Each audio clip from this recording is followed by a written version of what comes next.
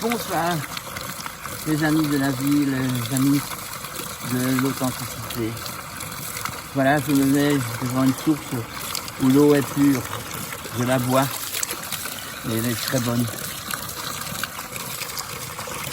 Depuis plus de 45 ans, je viens ici très souvent remplir des bidons pour donner à boire aux animaux dans les prairies, mais aussi à nous. Parce qu'au moins ça c'est de l'eau qui revient d'une source pure. Alors aujourd'hui, le 17 octobre, le jour après que nous avons reçu les décisions de nos hommes du pouvoir, eh bien c'est important que nous débattons un peu du problème. Parce que d'abord il faut voir que sur toute la planète, il n'y a presque plus aucune source qui n'est pas polluée ou qui n'est pas devenue du domaine privé de Coca-Cola ou d'autres multinationales. Et que donc nous n'avons plus le droit en tant que citoyen d'un pays qui a ses sources de pouvoir y aller puisque c'est propriété privée. Et c'est pour tout que nous voyons que dans notre monde, nous avons beaucoup trop longtemps, en tant que simple patriote ou en tant que simple consommateur d'aujourd'hui, quand c'est devient planétaire, nous avons donc abandonné notre possibilité d'être critique et d'aller vers la compréhension des phénomènes qui se passent, mais nous nous laissons inconditionnellement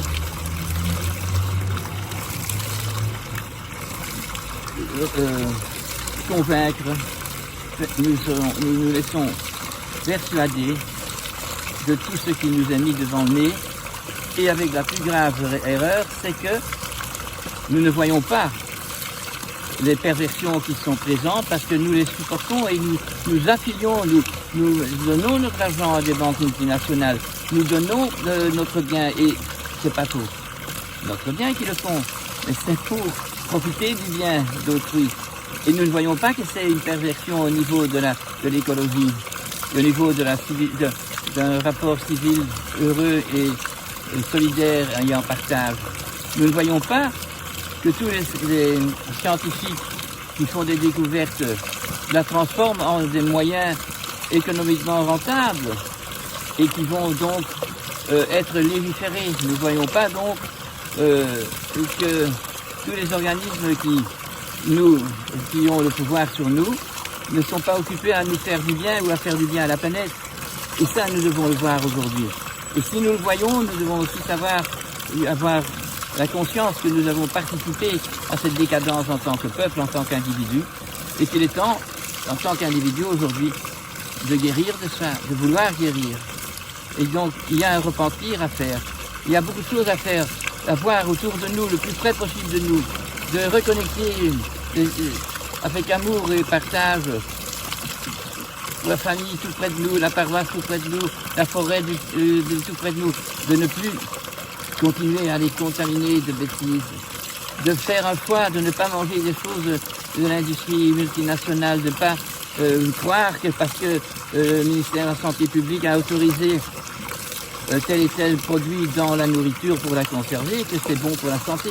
C'est justement pas vrai. Il faut justement avoir de nouveau confiance au terroir et savoir que même si on n'a pas d'extérieur à la maison, mais qu'on a un appartement même au 100e étage, mais qu'on peut mettre un pot de fleurs et faire pousser une salade. Alors on est au moins reconnecté avec une semence qui a pu grandir et que nous devons poursuivre. Voilà,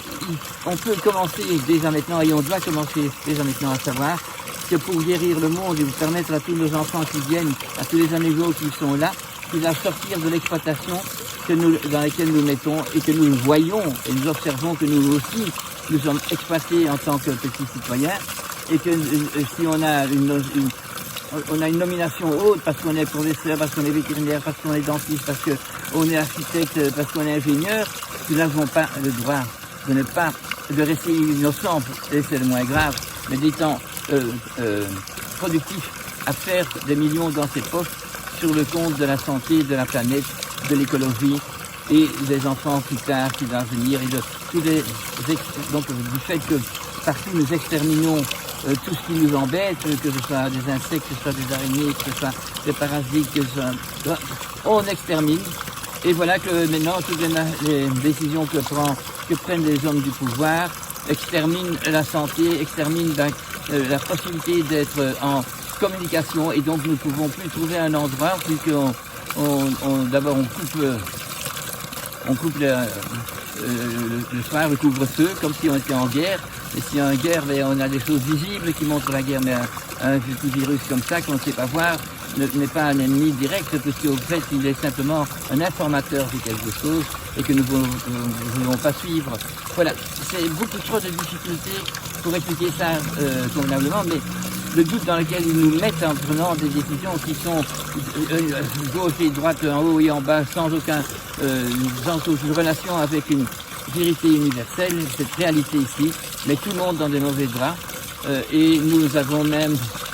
plus la possibilité de nous voir en groupe pour pouvoir débattre de tous les problèmes qui existent sur Terre. Voilà mes amis, je pense qu'il y a de quoi réfléchir, méditer et penser positif vers un retour vers l'écologie, donc vers la nature, et que dès qu'on peut, qu'on soit dehors, et oui, qu'on aille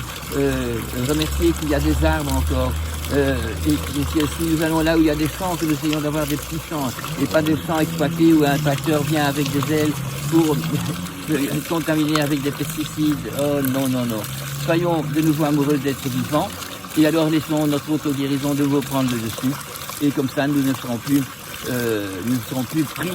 par toutes les inventions qui sont absolument criminelles et qui sont déjà déposées sur Terre et prouvées sur Terre comme étant criminelles après la Deuxième Guerre mondiale. Voilà, faisons un arrêt à la guerre et faisons la paix, mais pas imbécilement, mais en comprenant ce qui se passe et ce qui s'est passé, et en devenant créatifs pour faire des choses qui sont magnifiques. Oui, même mes animaux, la petite neige est dans l'interrogation et ne comprend pas ce qui se passe. Et Éline, hein, qu'est-ce qui se passe? Je ne comprends pas. Oh, la vie est devenue bizarre.